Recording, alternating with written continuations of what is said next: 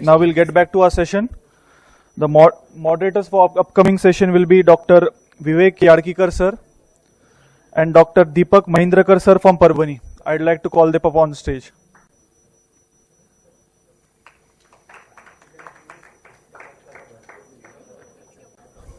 Now I'd like to call Dr.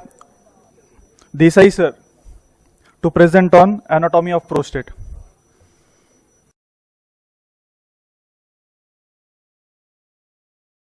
Good afternoon. Before I start, Rajesh, it was excellent, really, very nice. Even I understood, so it must be really good. And I was reminded of an incident happened in KM Hospital during my residency when you were talking about SAS soda and this thing. It's an important, I tell you why. We had a Malayali patient.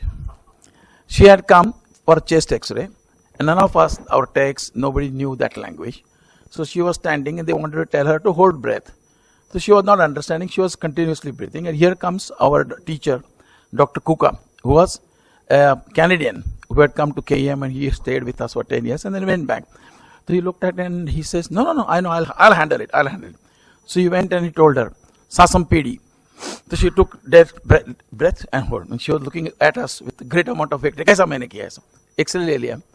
Few minutes went, Sasam PD was not ending. So her thing was started becoming vein खड़ा हो गया, eyes बाहर. तो हमने बोला sir अभी उसको बोलो सांस छोड़ना. Oh, he said that I don't know how to say. Then we went to the normal Indian technique and hit her in the tummy and then. So you have to have the knowledge complete, otherwise it can be sometimes pretty dangerous. Having said that, okay, let's try and see what we have in prostate. Prostate is the important organ, you all know that. As I told you about male age 50 is a risk for a cardiac disease, male age 50 is a risk for prostate cancer. So recommended investigation at the age of 50 for a male is PSA. You all know that. And we all know that, and none of us do it. That's the equal part of it. It's a simple, it's a very straightforward. So sometimes it comes as a surprise. So, we're talking about the location and development. It's located just below the bladder, which we all know, in front of the rectum. The central zone comes from the Wolffian duct, while the transition and the peripheral zone, they come from the urogenital sinus, the baseline. I won't go in details of that. I'm just this is just fleeting remark of that. So what's the gross anatomy? It's inverted pyramid. You know that. Can you see this, or you want to make this red? Base of the prostate obviously is in continuity with the bladder, and apex ends at the urogenital sinus. And what goes through the your prostate is the urethra, and behind is the ejaculatory duct, which comes from the seminal vesicles. And the seminal vesicles are obviously superior and posterior to the prostatic gland. What happens is the prostate gland lacks a true capsule. What we see as a capsule is not a true capsule. So the so-called pseudocapsule, prostatic capsule, is a pseudocapsule, and that's formed by fibromuscular tissue, which has got a 3 distinct layer of fascia: anterior, lateral, and posterior fascia. Anteriorly and apically, this pseudocapsule is deficient. Laterally, it fuses with the levator fascia. Excuse me. No, I am not complaining. People are complaining.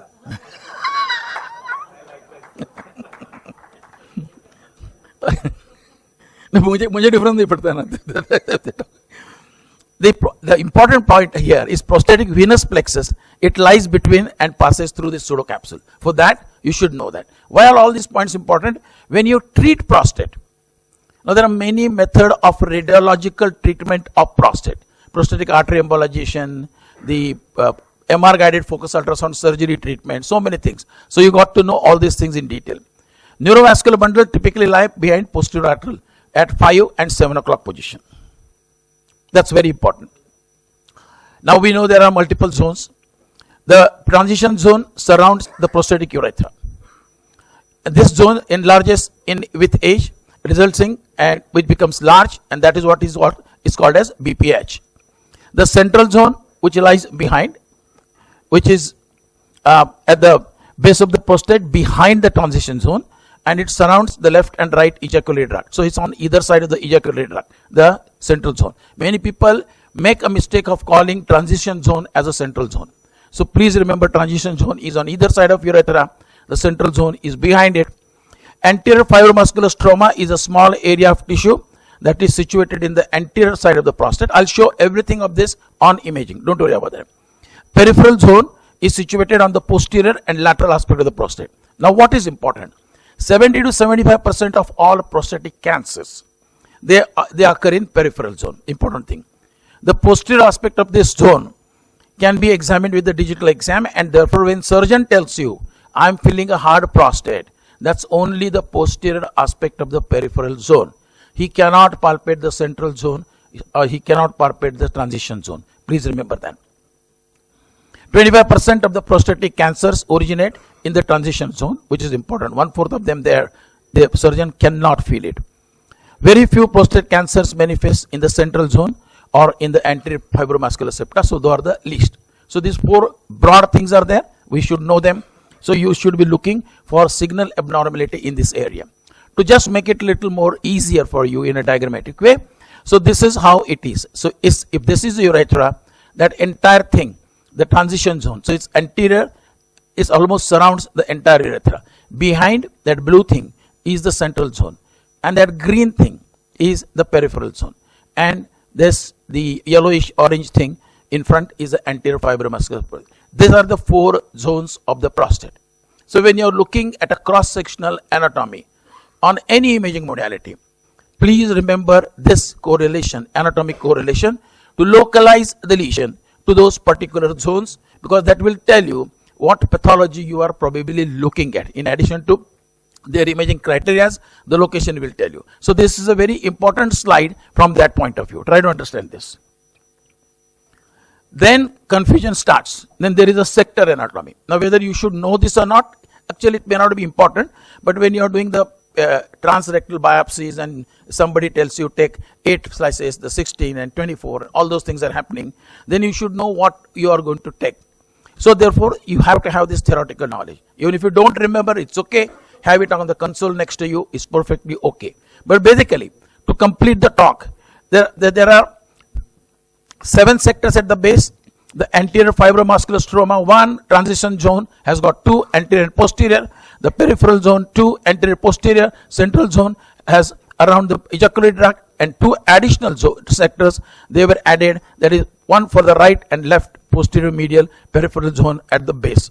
So these are the new things, and that's how the number of prostatic biopsies keep on increasing. Please remember, if you are in the business of doing the truss, you will realize these are the areas which your guy is asking you, this is which you are supposed to label, send it for the pathological examination.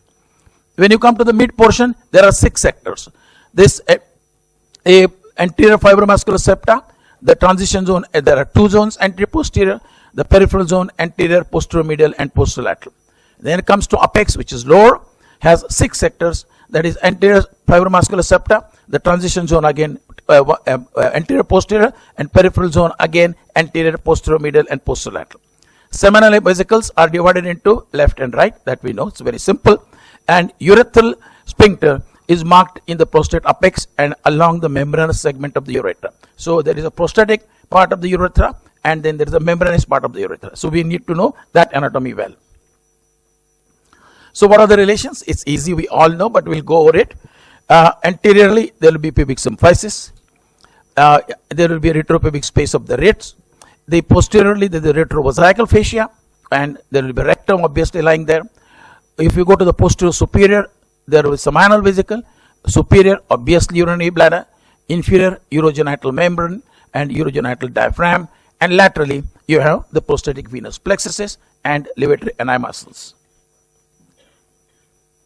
And vascular, why this is important? Because now we are doing interventional radiologies. We are ablating the prostate by the arterial embolization. So you have to know that prostate comes from the inferior vesical artery, internal iliac artery, and middle rectal artery. All these supply the prostate. And if you want to effectively embolize the prostatic malignancies or the tumors, you got to get into all of these selectively.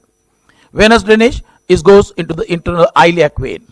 And this another thing which is important is this goes, prostatic veins goes to the blast and venous plexus to drain into internal vertebral venous plexus. So this is how the metastasis can spread, and that's how one of the root of the bony metastasis.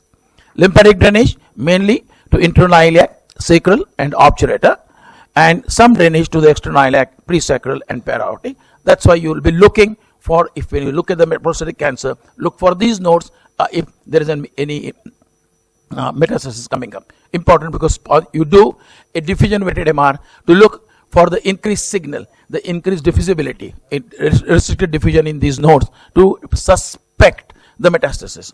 Innervation is not that important from our point of view. Now let's go to the radiological imaging techniques. Ultrasound, I am no authority on that, but I'm just going to show you 2 slides, which courtesy some people in my department. They said, sir, please ulta mat bolo, anterior ko posterior mat bolo, gadbad ho jayega. Magnetic resonance imaging and CT. The most important is MR. It really shows you every single thing in prostate.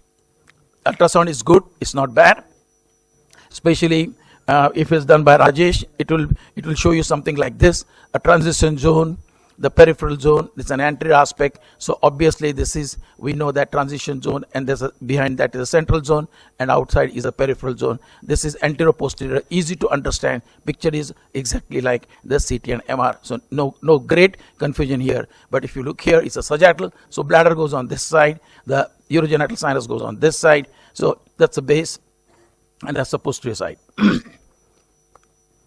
And I'll skip that because it's been already covered. Now we come to the sequences and important part of the prostate anatomy. How do the different structures look on MRI? Peripheral zone is hypointense on T1 and massively hyperintense on T2. It hits your eyes. This should be very bright, the peripheral zones. Central zone, they are hypo on T1 and isoto hypo on T2, so not very great. Capsule, it's hypo. It will keep on looking black on both T1 and T2. Seminal vesicles are hypo on T1 and again hyper on T2, like the peripheral zones. The anterior fibromuscular stroma, again it's hypo. So what is that? The peripheral zone is going to look white on T2. The seminal vesicles are going to look white on T2. The capsule is going to look black both on T1 and T2, and anterior fibromuscular stroma is going to look black both on T1 and T2. Once you remember this, then any subtle signal change will be easy for you to appreciate. Okay, so what is the zonal anatomy? It's simple. We have divided for the sake of it. Peripheral zone comprises of the 70% of the volume. Central zone is of 25% of the volume.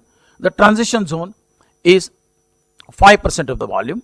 The periurethral gland is 1% of the volume, and anterior fibromuscular stroma is 30% of the volume. So major is peripheral zone, the fibromuscular stroma, but the malignancy comes maximum here, and then comes here, hardly here, and hardly there. So that's what the important thing is. Now when you're looking at that, peripheral zone is going to look bright on T2.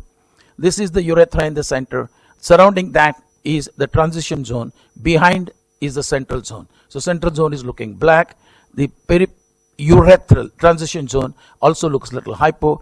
This on T2 picture, while peripheral zone massively bright, and the capsule, the pseudocapsule, which is all along, is the black. It's a black structure. You can appreciate that black here, and these are the different pathologies that I'll show you later. So that is what you will be looking at. That's the anterior black structure is anterior fibromuscular stroma, which is going to look black.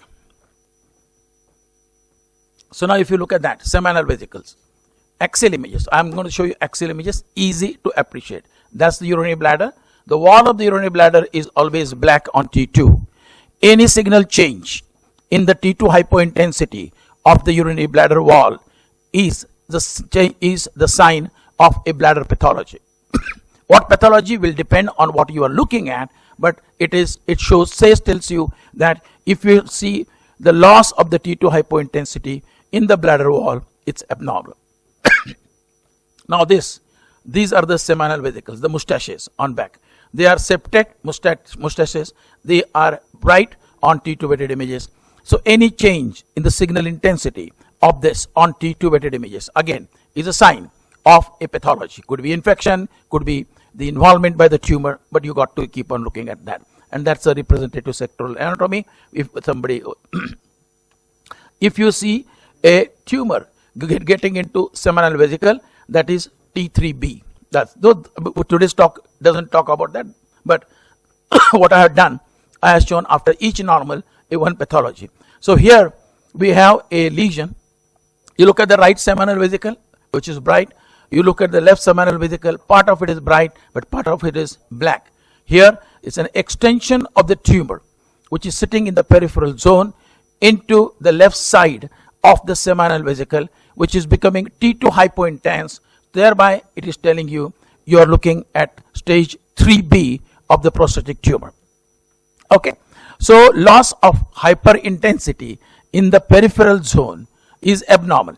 So any hypointensity in the peripheral zone of the prostatic gland in a patient in whom the PSA has risen and you are investigating, in whom rest of the things are normal, including the surgical investigation, no hard nodule, in whom sometimes the ultrasound may be normal, this is definitely abnormal. You just don't neglect this at all. Okay, then we look at the bladder.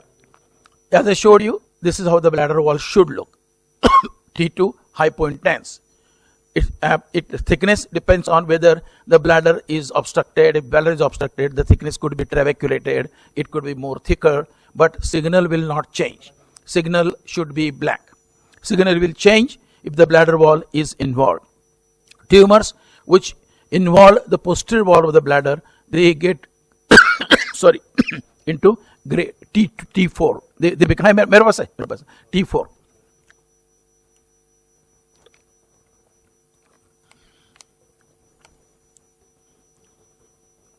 Okay, so this is an example of bladder invasion. As you can see, a tumor sitting in the prostate going and involving the urinary bladder. Look at the T2 hypointensity of the bladder, and this part of the T2 hypointensity is completely eaten up by the mass. That is a direct involvement of the bladder wall by the tumor, stage 4. Now let's look at the neurovascular bundle. Neurovascular bundles are at level 5 and 7. They look as T2 hypointense structure, black structure. So this is the prostatic gland and part of the seminal vesicle, and here are the seminal, these are the neurovascular bundles. Neurovascular bundles are surrounded by the fat on all angles. So there should be a bright white fat surrounding the seminal vesicles, neurovascular bundles. If that fat is lost, that's a sign of a tumor invasion or involvement of the neurovascular bundle. Very important. You should be always looking at that. Very, very important. So this is where you can see on the right side, the tumor has gone backwards and has involved the neurovascular bundle. When that happens, that's a tumor grade 3A.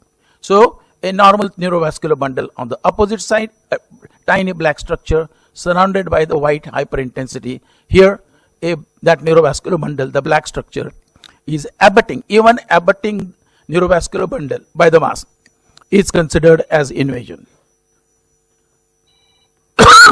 Now comes the retroprostatic angle. You have a almost near 90-degree angle in the retroprostatic region normally to see this angle. When there is a mass in the prostate, this is a peripheral zone. When there is a mass and it bulges the capsule, this angle is obliterated, and this is a sign of extracapsular extension of the mass. So obliteration of the retroprostatic angle is an important sign of a extracapsular extension of the mass. So you keep on looking at that. So involvement of the neurovascular bundle is an extracapsular extension. Loss of this angle is a retrocapsular extension. Those are the signs, subtle signs, early signs, because they decide the different types of the treatment. Then comes the peripheral zone. This usually is a hyperintensity, and therefore any focal lesion, hypointensity in the peripheral zone has to be viewed with tremendous amount of suspicion and biopsied. That goes without saying, okay, to prove it, that it is not malignant or is malignant. Central zone is okay. That's looking nice. So this is a case, 66-year-old male, had a burning micturition, PSA high, enlarged prostate. It's a vase-shaped, you can see this. Can you see that? Vase-shaped hypointensity on the right side. Left is all clean. This is the central, this is the transition zone, there's a pseudo capsule, that's a black one, that's a rectum. There is no involvement of the perirectal fat. Perirectal fat looks bright, clean, absolutely clean. You see this neurovascular bundle on the left side, normal. The neurovascular bundle on the right side, normal, no problem. But you have a vase-shaped structure, hypointensity in the right side of the peripheral zone. That is obviously abnormal. So this indistinct hypointensity in the right peripheral zone is T2 score 2. There are the different ways you do the tumor. That's not a topic of the day, therefore I'm not going to this thing. On diffusion, no evidence of abnormal signal, but subtle indistinct hypointensity on the ADC. If you see this, ADC is black. There is no bright thing on the diffusion. This is score 2. So this is a pyride V2 category 2. I'll show you what do I mean by pyride at the end of my lecture. Transition zone, when it is large like this, it's a BPH. We know that. It's become huge. The peripheral zone, look at that peripheral zone, absolutely normal, bright, no problem whatsoever. While transition zone shows the altered signal intensity, but it's black, black, black, black. It's a normal. It's a composite, some gray, some black, some white, normal. It's a BPH. You don't have to worry about that. 70-year-old male, burning micturition, PSA high. This is, you can now easily see. I don't have to even, actually, I should ask you this question. Can you see this large hypointense lesion in the peripheral zone on the right side? The left is clean. And so this is the T2 score for right lesion 4. And in addition to that, if you see the transition zone also is appreciably large, which is a double pathology BPH with the peripheral zone cancer. So this is, look at that diffusion in the same patient. It's a diffusion bright, ADC black. If you see the diffusion bright, ADC black, it's a sign for malignancy.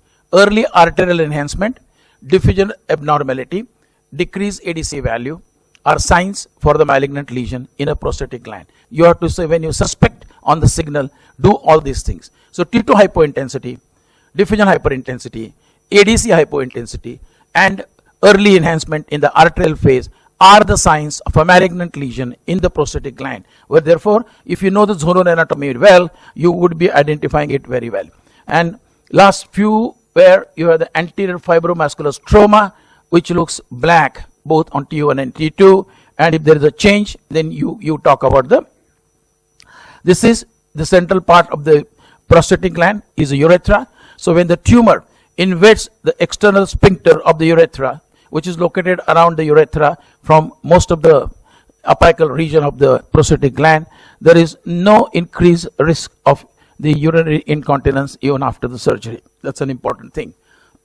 So if you look at the cross-sectional, the sectoral anatomy and cut them into the upper, middle and lower, that is apex, mid and base, and then look at the sectoral anatomy. This is how you will divide. Now we have already gone over the sectoral anatomy, so I don't want to, I'm just showing you an MR picture of what I showed you as a diagrammatic position. So what are the standard protocol for the showing the prostate anatomy?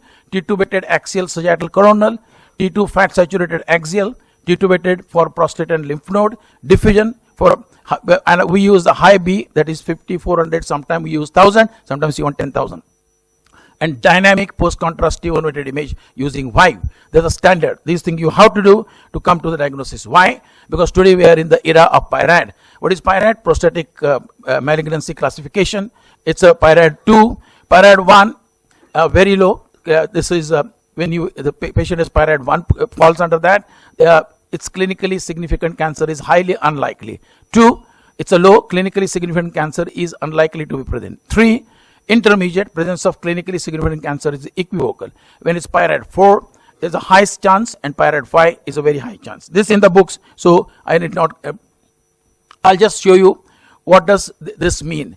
How do you assess the PIRAD on diffusion aortic MRI? signal intensity in a lesion is visually compared to the average signal of the normal prostate tissue in the histopathological zone in which it is located. So what are we going to do? You give the scores to the what you are seeing.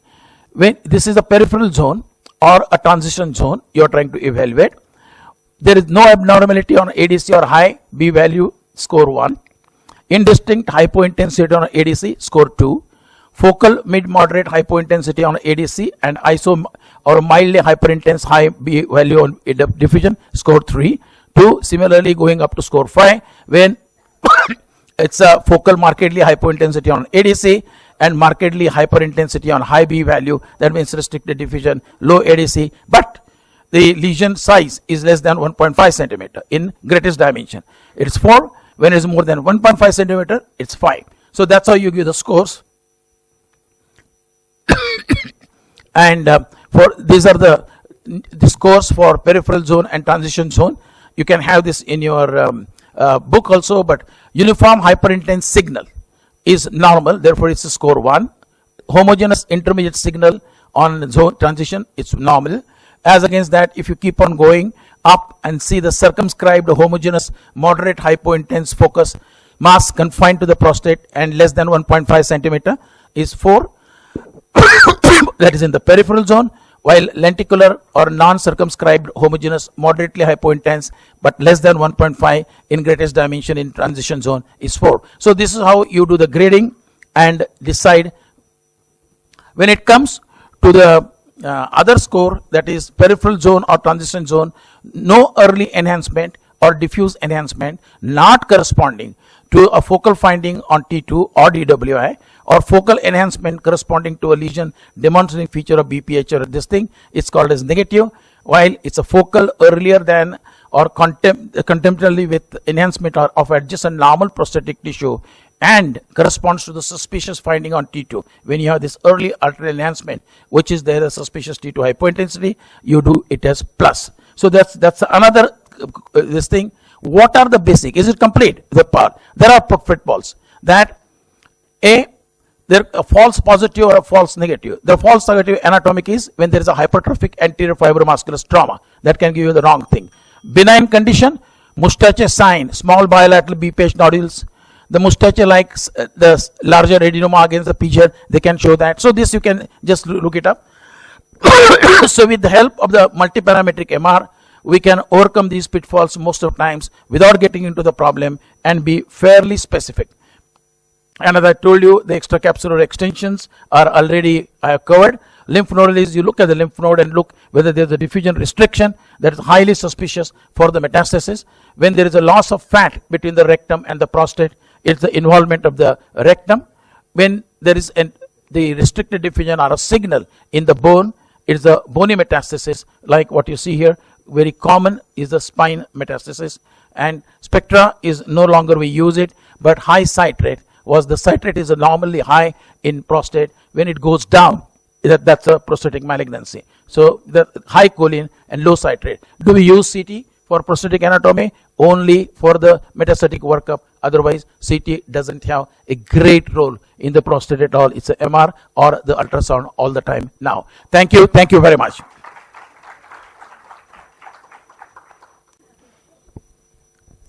Thank you, sir. It was a very informative presentation.